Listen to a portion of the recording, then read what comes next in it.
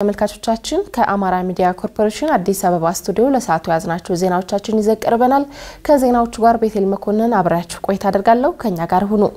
ጀማሪ ስራ ፈጣሪዎችን ለማነሳሳትና ስለ ዘርፉ ግንዛቤ ለመፍጠር የግሎባል ስታርታፕ ሽልማት አይነት ዓለም አቀፍ መድረኮች የሚያመጡትን እድል መጠቀም ያስፈልጋል አሉ የስራና ክህሎት ሚኒስትሯ ወይዘሮ ሙፈሪያት ካሚል። ሁለተኛው የአፍሪካ ጀማሪ ቢዝነስ ስራ ፈጣሪዎች ሽልማት መድረክ በአዲስ አበባ እየተካሄደ ነው። ድልነሳ መንግስቴ ለአፍሪካ ኢኮኖሚያዊ እድገትና ማህበራዊ ለውጥ በተለይም በገበያ ትስስር በልምድ ልውውጥ በቅንጅታዊ ትስስር ትልቅ አቅም የሚፈጥረው GSA ወይም ግሎባል ስታርታፕ አዋርድ በአፍሪካ ስታርታፕ አዋርድ በሳይንስ ሙዚየም መካሄድ ጀምሯል። የመጀመሪያ ሽልማቱን በደቡብ አፍሪካ አዘጋጅቶ የነበረው የአፍሪካ የጀማሪ ቢዝነስ ስራ ፈጣሪዎች ሽልማት በአሁኑ ከ8277 ተወዳዳሪዎች 71 አህጉራዊ አሸናፊዎች 15 የአሸናፊዎች አሸናፊ እውቅናና ሽልማት ያቀዳጃል። ወጣት አለማሞላ የቡና ተረፈ ምርቶችን ለምግብና ኤክስፖርት የሚሆኑ ንጽህና በቂዎችን ለማምረት የሚያስችል የፈጠራ ድርጅት መስራች ነው። ይህ ዓለም አቀፍ መድረክ ለእንደሱ አይነት ወጣቶች ትልቅ እድል ነው ይላል። ኢንስፓይሬሽን ነው። አሁን ለምሳሌ መጀመሪያ ጊዜ የምንወዳደርበት ጊዜ የኢትዮጵያ ካምፓኒ አልነበረም። አሁን ላስት ይር እንደገና አዳዲስ ካምፓኒዎች እየገቡ ነው። which means ይሄ ደግሞ አሁን ይሄ ነገር ደግሞ ወደዚህ አገር በመምጣቱ ደግሞ next year applicationም ይጨምራል። በተጨማሪም ደግሞ እንደገና የሚገባውም የስታርታፕ መጠን ይጨምራል። which means ይሄ ደግሞ ተጨማሪ የዶላርንም ወደ ኢንቨስትመንትንም ወደ ኢትዮጵያ የማምጣት ሌላ ኢንዳይሬክት የሆነ ወይ ነው ኢንቨስትመንትን የማምጣት ነው። ስታርታፕ ደግሞ ያው እንደሚታወቀው አዳጊ ቢዝነስ ስለሆነ from the scratch መጀመር ምን ያህል ሰክሰስፉል ሊያደርግ እንደሚችል ለሌሎችም የሚያስተምርና ብዙ ነገሮችን ኤዱኬት ሊያደርግ ይችላል ብለን ነው ኢንስፓየር ሊያደርግ ይችላል ብለን ነው እናስበው። አዘጋጁ ግሎባል ኢኖቬሽን ኢኒሺየቲቭ ግሩፕ የራሱ ዝርዝር የውድድር መስፈርት ያለውና ዓለም አቀፍ ዳኞች የሚሳተፉበት ሲሆን የሽልማት መድረኩ ሚኒስቴር መስሪያ ቤቱ ለጀመራቸው የሥራ ፈጠራ ስራዎች ዓለም አቀፋዊ ፋይዳ የሚያጎናጽፍ ነው የሚሉት የሥራና ክህሎት ሚኒስትሯ ወይዘሮ ሙፈሪያት ካሚል ናቸው። የ2023 የዓለም አቀፍ የስታርታፕ አዋርድ ወይም ሽልማትን አሸናፊ የሆነው ኢትዮጵያዊ ወጣት ነውና በዓለም አቀፍ ደረጃ አንድ ኢትዮጵያዊ ወጣት በዚህ ደረጃ ማሸነፍ መቻሉ እድሉን ከፈጠርን እድሉን ካመቻቸን በርካታ ኢትዮጵያውያንን ማነሳሳት የምንችልበት በጉዳዩ ዙሪያ ግንዛቤ መፍጠር የሚችሉበትንና ያሉ እድሎችን መጠቀም እንዲችሉ የሚያደርግ ነው። ከውድድር ባሻገርም ኢንቨስተሮችንና ጀማሪ ስራ ፈጣሪዎችን በማገናኘት ረገድ የራሱ አበርክቶ ያለው ስለሆነ ኢትዮጵያም ትልቅ የሆነ እምቅ አቅም አላት። ዓለም አቀፍ ተቋማትን ጨምሮ የኢኖቬሽንና ቴክኖሎጂ ሚኒስቴርና የኢንተርፕረነርሺፕ ልማት ኢንስቲትዩት ጋር የተጀመረው የጀማሪ ስራ ፈጣሪዎችን የማበረታታት ስራው የፋይናንስ ተቋማትን አቀናጅቶ ይቀጥላል ብለዋል ሚኒስትሯ። የክህሎት ውድድር የስራ ፈጠራ ውድድርና የቴክኖሎጂ ውድድር ላይ የተሳተፉ ወጣቶች ሰብሰብ አድርገን ወደ 400 የሚሆኑ ወጣቶች በርካታ ፕሮዳክቶች አሏቸው ወይም ውጤቶች አሏቸው። እነዚህ ወጣቶች የእድሜ ገደብ የለውም።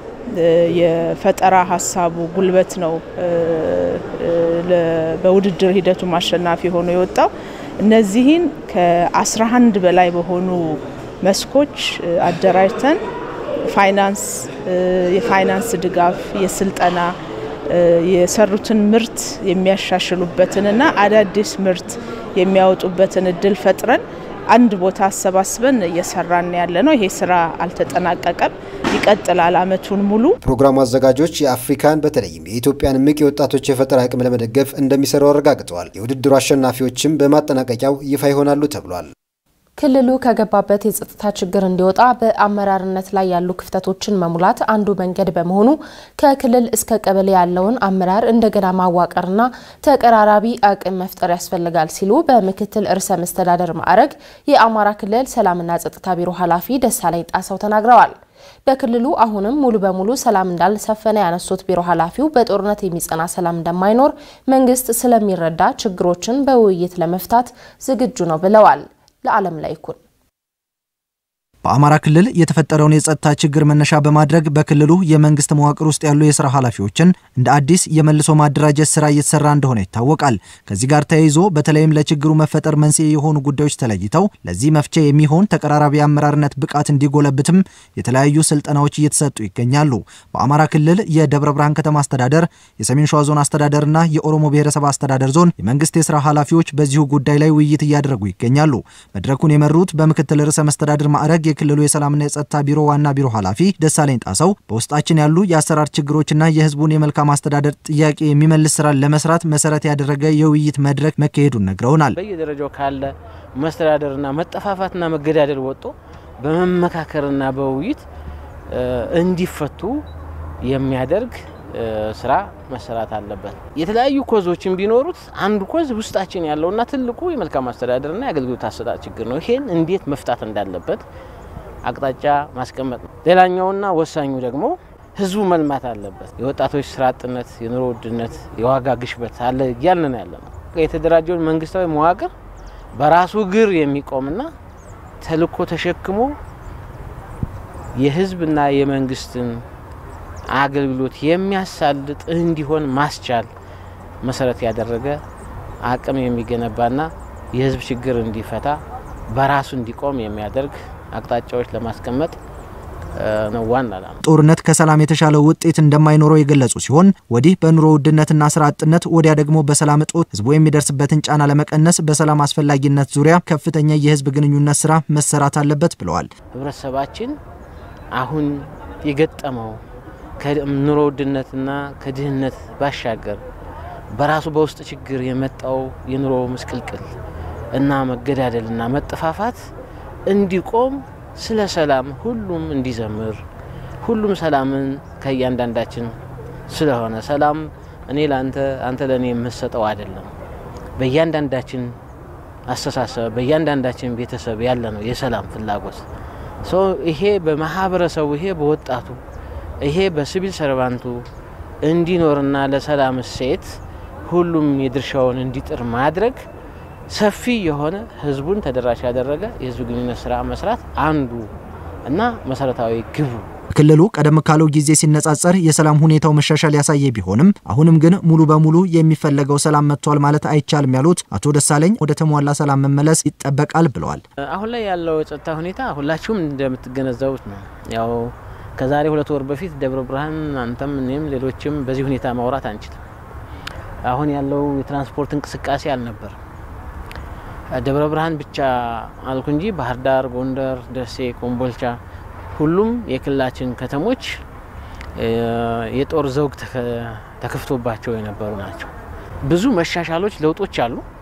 ግን ደግሞ ጊዜ የማይሰጡ የማህበረሰቡን እጅግር ያሰሩ በነጻነት ብቻውን ተንቀሳቅሶ የራሱን ያፈራውን ሀብት ይዞ ጭኖ የሚወጣ የሚንቀሳቀስ ማህበረሰብ መፍጠር ላይ ግን አሁንም ተግዳሮት ነው። ስለዚህ ልንደርስለት ይገባል። ለዚህ መንግስት ለሰላም አማራጭ እድል ሰጥቷል። አሁንም በሩ ክፍት ነው ያሉ ሲሆን ከግጭት የምናተርፈው ነገር እንደሌለ ተረድተንና የአስቸኳይ ጊዜ አዋጁን ባጠረ ጊዜ እንዲጠናቀቅ እንሰራለን ብለዋል ቢሮ ኃላፊው። በሰላም ለመፍታት የክልሉ መንግስት ያልጣረው የሃይማኖት አባት፣ የሽማግሌዎች፣ ወጣቶች በዚሁ በዛሬው አዳራሽ ጭምር የሌሎች ተሳትፎ የሌሎች የዞንና የወረዳ ተሳትፎ የሃይማኖት መሪዎች ተሳትፎ እንተውና እኔም ጭምር ባለውበት በዚህ አዳራሽ ስለ ሰላም ጥሪ አድርገናል። ልዩ ልዩ የህብረተሰብ ክፍሎች ባሉበት ማንንም የሚጠቅም አይደለም። ሰላሙን ወደ ነበረበት መልሰን አሁን እየተጠቀምንበት ያለውን የአስቸኳይ ጊዜ አዋጅ በአጭር ጊዜ እንዲነሳና ወደ ልማቱ ሙሉ የሆነ የልማት እንቅስቃሴ እንዲፈጠር አለማን እየሰራ እንገኛለን። በክልሉ የተለያዩ ጥያቄዎች ቢኖሩም መፈታት ያለባቸው ህዝቡን ተጠቃሚ በሚያደርገው የሰላም አማራጭ መሆን እንዳለበትም አስገንዝበዋል። በግብር ከፋዩ ማህበረሰብ ዘንድ የመልካም አስተዳደር ችግር ፈጥሮ የነበረውን የኦዲት ውዝፍ መዝገብ መርምሮ መፍትሄ መስጠት መቻሉን የደብረ ብርሃን ከተማ ገቢዎች መምሪያ አስታወቀ። ከኦዲት ግኝቱም 72 ሚሊዮን ብር መገኘቱን ነው መምሪያው የገለጸው። ገንዘብ ታደሰ የውዝፍ ሂሳብ መዝገብ በወቅቱ ባለመመርመሩ የመልካም አስተዳደር ችግሮች ለውዝፍ ግብር መበራከት መንስኤ መንግስት መሰብሰብ የነበረበትን ግብር በወቅቱ መሰብሰብ እንዳይችል እንቅፋት መሆኑና ግብር ከፋዩ ማህበረሰብም በወቅቱ ሂሳብ መዝገባቸው ተመርምሮ ውሳኔ ባለማግኘቱ ባልጠበቁት ጊዜና ሰዓት ዱብዳ የሆነባቸው ለከፍተኛ ምሬት ሲዳርጋቸው መቆየቱ ይታወሳል። የደብረ ብርሃን ከተማ አስተዳደር ገቢዎች መምሪያ የሂሳብ መዝገቡን የሚመረምሩ ሰራተኞችን በመመደብ በሰራው ስራ በባለፈው በጀት ዓመት 1056 መዝገቦችን መመርመሩን በመምሪያው የታክስ ኦዲትና ህግ ማስከበር ዋና የስራ ሂደት አስተባባሪ ተፈሪ ገብረ እግዚአብሔር ተናግረዋል። ባለፈው ዓመት ባለና አፈጻጸም መረጃዎችን ስናይ ኦልሞስት ወደ 250 አካባቢ ውዝፍ ሂሳብ መዝገቦች ነበሩን። በዘመኑ ደግሞ 804 ነበሩ። አጠቃላይ 1056 ሂሳብ መዝገቦች የቀረቡበት ሁኔታ ነበረ።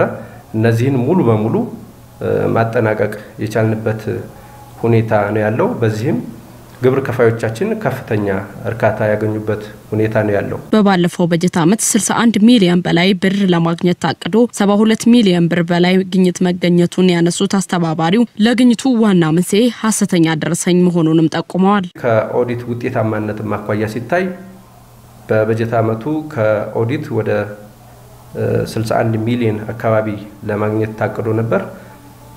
በበጀት ዓመቱ መጨረሻ ወደ 72 ሚሊዮን 322 አካባቢ ተገኝቷል ማለት ነው። ለዚህ ግኝት አንዱና ዋነኛው መንስኤ ሐሰተኛ ደረሰኝ ነው። የገቢ ተቋሙ ለስራው ውጤታማነት የዘረጋቸው መንገዶችና የሰራተኞች የስራ ተነሳሽነት ዋና ምክንያቶች ሆነው ተጠቅሰዋል። ከተማ አስተዳደራችን ባለፈው ዓመት በሰራው ከፍተኛ ስራ ውዝፍ ሂሳብ መዝገብ ሙሉ በሙሉ እንዲጠናቀቅ ማድረግ የተቻለበት ሁኔታ አለ። ለዚህም በተለይ የሰራተኞች ኮሚትመንት ከፍተኛውን ድርሻ ይይዛል። ተቋሙም ሰራተኞችን በተለይ ታክስ ኦዲተሮችን የመራበት አግባብ የውድድር መንፈስ በመፍጠር ትርፍ ሰዓትን ጨምሮ አምሽቶም ጭምር የመመርመርና ይሄን ውዝፍ ሂሳብ መዝገብ ለማጠናቀቅ በተደረገው ርብርብ በከተማ አስተዳደራችን ለመጀመሪያ ጊዜ ሰኔ 30 ድረስ ውዝፍ ግብር ሙሉ በሙሉ ያጠናቀቅንበት ሁኔታ ነው ያለው። በማወቅም ይሁን ባለማወቅ በታክስ ማጭበርበርና መሰወር ውስጥ የተሳተፉ ግብር ከፋዮች ጉዳያቸው በሕግ እንዲታይ የማድረግ ሂደት እየተከናወነ እንደሆነም ተገልጿል። በደቡብ ምዕራብ ኢትዮጵያ ክልል ዳውሮ ዞን እየተሰራ ያለው የኦሞ ታርጫ መንገድ ፕሮጀክት አካል የሆነው የዋካቱሪ መንገድ በተያዘለት ጊዜ ባለመጠናቀቁ ለተለያዩ ማህበራዊና ኢኮኖሚያዊ ችግሮች መጋለጣቸውን የአካባቢው ነዋሪዎችና አሽከርካሪዎች ተናገሩ። የፌዴራል መንገዶች አስተዳደር በበኩሉ ግንባታው ተገቷል በሚል የተነሳው ቅሬታ ትክክል መሆኑን አምኖ የመንገድ ፕሮጀክቱን በ2016 በጀት ዓመት አጠናቆ ለማስረከብ እየሰራሁ ነው ብለዋል። ቤተልሔም ሰለሞን በ2007 ዓ.ም የተጀመረውና በፌዴራል መንገዶች አስተዳደር 1.5 ቢሊዮን ብር በጀት ተይዞለት ሲገነባ የቆየው የኦሞ ታርጫ መንገድ ፕሮጀክት አካል የሆነው የዋካቱሪ መንገድ ግንባታ በአጭር ጊዜ ውስጥ ይጠናቀቃል ተብሎ ቃል የተገባ ቢሆንም በጊዜ ባለመጠናቀቁ ምክንያት ለተለያዩ ማህበራዊና ኢኮኖሚያዊ ችግሮች እየተዳረጉ መሆኑን ቅሬታቸውን ያቀረቡ የአካባቢው ነዋሪዎችና አሽከርካሪዎች ገልጸዋል። የሚመለከተው አካል አፋጣኝ ምላሽ እንዲሰጣቸው በመጠየቅ ከታርጫ ወደ ዋካ እየመጣው ነው። ለመሄድ የማይመች መኪናውን ረጅም ሰዓት ቆሟል። እዚህ ጋር ስራ ለመስራትም ቤተሰብ ጋር ለመድረስ ምንም በጣም ምቹ የሚባል ነገር የለም። ሰራ አልቻለም። ምንም እኮ የለውም። በቃ ምን ሰርቶ ኩሶም ሊበላ አልቻለም። ቤቱ ነው በምን ይስራ? አሁን እዚህ ጋር ቆሞ እዛ በሚጠብቀው ሰው ቶሎ ሊያደርስ አልቻለም። የለም መንገዱ ዝግ ነው። እህ ቆይቷል እኮ 5 ወር 6 ወር ይሆናል። እኛ በእግር እንዲህ ተቸግረን ያው መንገዱ በጣም አስቸጋሪ ነው። እዚህ ለሶስት ቀን እዚህ ታሰብን ምን ብለን መንገዱ ዘግተን እዚህ አድረናል። ተሳፋሪም ያው በዚህ ጭቃ ላይ በእግር እየሄድን ምናምን በጣም መንገዱ ያስቸግራል። ያው ይሄ በቃ መኪና ረጅም ሰዓት ነው የቆመው። ከሁለት ሰዓት በላይ ነው የቆመውና ይሄ መንገድ መንግስት አንድ ነገር መፍትሄ ቢፈልግ ለዚህ ህዝብ አንዱ ነገር ቢያደርገው ይሻላል። መንግስት ትኩረት አድርጎ ይሄኛው መንገድ ጫና አድርጎ ያው ተቋራጩንም በአስቸኳይ እንዲያሰራል። የመንገዱ አስቸጋሪነት እንዳለ ሆኖ ተቆፍሮ መቅረቱ ደግሞ ወላድ እናቶችና ታማሚዎችን በፍጥነት ወደ ጤና ተቋም ለማድረስ እንቅፋት መሆኑንም ነው የአምቡላንስ አሽከርካሪው ሚኒሊክ በቀለ የሚናገረው። እኛው ከማረቃ ወረዳ ከዋካ ከተማ ነው መነሻችን። ከዛ ይዘን ሪፌር ሲጻፍ ያው ሌሊት የሚጻፍበት ሰዓት አይታወቅም። ሌሊት ይጻፋል፣ ቀንም ይጻፋል። ሲጻፍ ስንመጣ ተዘግቶ ነው የሚጠብቀው። ወላድም ህፃንም አክሲደንት ሌላ አክሲደንት ማደጋዎች ከጫነ አይታወቅም። ያው መንገዱ ክፍት በግምት ነው የምንመጣው። ስንመጣ ወይ ተዘግቶ ነው የሚጠብቀው። ናዳው ከላይ ይወርዳል። ከዛ በኋላ ሌሊት 8-7 ሰዓት ሊሆን ይችላል። በዛ ሰዓት ማሽንም አናገኝም። እንደዚህ የሚጎትት ምን የሚያደርግ የለም። መከራ በቃ ነው የምናየው። ውስጥ ላይ ሰው እየተጎዳ ነው። ሸክላ ህጻናቶችም እየሞቱ ነው። በመንገድ ችግር በጣም እየተጎዳ ነው ያለነው። የዳውሮ ዞን ዋና አስተዳዳሪ ደስታ ደምሴ ዞኑ ከፍተኛ የመሰረተ ልማት ችግር ያለበት መሆኑን ገልጸው በተለይም በፌዴራል በጀት እየተገነባ ያለው የመንገድ መጓተት በህዝቡ ዘንድ የመልካም አስተዳደር ጥያቄ እንዲነሳ አድርጓል ብለዋል። እየተሰራ እያለ ከአምና ከጥር ወር ጀምሮ እስካሁን ድረስ ይሄ መንገድ እንደዚህ እንደሆነ ነው። አምቡላንስ በዚህ መንገድ ነው የሚተላለፈው። የተለያዩ የፋብሪካ እቃዎችን ወደ ዞኑ ማዕከልም ወደ ሌሎች ወረዳዎችም የሚሰራጩት በዚህ መንገድ ነው። አጠቃላይ እንቅስቃሴዎች ማህበራዊ እንቅስቃሴዎች ህዝቡ የሚያደርገው በዚህ መንገድ ነው። በእግሩ ከዋካ እስከ ታርጫ ድረስ አሁን እንደምታዩ ሰዎች በእግራቸው የሚንቀሳቀሱበት አግባብ ነው የሚፈጠረውና ሄኑ ከባድ ነው። ተገልጾ የሚያልቅ አይደለም። ፈተና ነው። በቃ በግራም በቀኝም በሰሜንም በደቡብም ዞኑ በጣም ከመንገድ አክሰስ አንፃር እጅግ በጣም ፈተና ውስጥ ነው ያለው። በኢትዮጵያ መንገዶች አስተዳደር የቡታጅራ አካባቢ ኮንስትራክሽን ፕሮጀክት ስራ አስኪያጅ ኢንጂነር ገዛኸኙ አክቶሌ የአካባቢው ነዋሪዎች ያነሱ ቅሬታ ተገቢ ቢሆንም ፕሮጀክቱ በተያዘለት የጊዜ ገደብ እንዳይጠናቀቅ ምክንያት ነበሩ ያሏቸውን ችግሮችም አንስተዋል። ለመጓተቱ ምክንያት የተለያዩ ጊዜያት በተለያዩ መንገድ ክፍሎች ላይ የካሳ ክፍያ ያልተከፈለ ምክንያት ስራው እየተጀመረ ይቋረጥብን ነበር ያው ካሳ ስላልተከፈለ። ነገር ግን በዚህ ተጨማሪ የነበሩ ችግሮች ብዙ ነበሩ። እንደመነሻ እንኳን ብናይ አንደኛው የፕሮጀክቱ አካል የሆነው የዋካ ቱሪ ወደ 9.5 ኪሎ ሜትር የሚያክለው መንገድ መጀመሪያ መንገድ አቅጣጫ ታቅዶ የነበረው በከፍተኛ መሬት መንሸራተት ምክንያት ተቀይሮ በአዲስ አላይመንት መተካት ስለነበረበት እሱን ዲዛይን መስራት መንገዱን መገንባት ከተያይዞ ተጨማሪ ጊዜ ወስዶብን ነበር። ሌላኛው ተቋራጩም ደካማ አፈጻጸም እንዲሁም የአቅም ውስንነት ይታይበት ነበር። እዛ ላይ በተጨማሪ እንግዲህ የግንባታ ዋጋ መናር በተለይ የሲሚንቶና የነዳጅ አቅርቦት ችግሮች ነበሩ። በተጨማሪ ደግሞ ይሄ ተጨማሪ ስራዎች በመሃል መምጣታቸው አካባቢ ላይ ነበር የተራዘመ የዝናብ ሁኔታም ስለነበር እነዚህ ምክንያቶች ናቸው ወቅቱ እንዳይጠናቀቅና ፕሮጀክቱ ላይ ያለውን ነገር በርግጥ ከሚጠበቀው በላይ ተጓተለ የሚለውን ቅሬታ እንቀበላለን። እኛም የመንገድ ፕሮጀክቱን በተያዘው 2016 በጀት ዓመት አጠናቆ ለማስረከብ በሙሉ አቅም ወደ ስራ መገባቱንም ዋና ስራ አስኪያጁ ገልጸዋል። አሁን ባለው ተቋራጩ ሙሉ ሪሶርሱን ሞቢላይዝ አድርጎ ወደ ስራ የሚገባበት ደረጃ ላይ ነው ያለው። ስራም ለመጀመር ዝናብ ወቅቱ ማልቆ ስለሆነ ወደ ስራ የምንገባበት ደረጃ ላይ ነው ያለነው። አሁን ወቅቱ 81.5% ፕሮግረስ አለው ፕሮጀክቱ። 82 ኪሎ ሜትር ያህሉ ስራ አጠናቀናል። ቀሪውን ደግሞ በዚሁ 2016 በጀት ዓመት ይጠናቀቃል። ክረምቱ ይዞን የነበረው የትራፊክ ማኔጅመንት ስራዎችን እየሰራን ነበር። አሁን ክረምቱም እንትን ስላለ ዋናው ስራዎቹ እየተሰሩ ነው። በዚህ በጀት ዓመት ይጠናቀቃል ተብሎ ነው የሚታቀደው። የአካባቢው አስተዳደሮችና ህብረተሰቡ ከወሰን ማስከበር ጀምሮ ለፕሮጀክቱ መጠናቀቅ የበኩሉን እንዲወጣም የኢትዮጵያ መንገዶች አስተዳደር ጥሪ አቅርቧል። የተከበራችሁ ተመልካቾቻችን ከአማራ ሚዲያ ኮርፖሬሽን አዲስ አበባ ስቱዲዮ ለሰዓቱ ያዝናቸው ዜናዎቻችን የእስካሁኖቹ ነበሩ። ስለተከታተላችሁ እናመሰግናለን።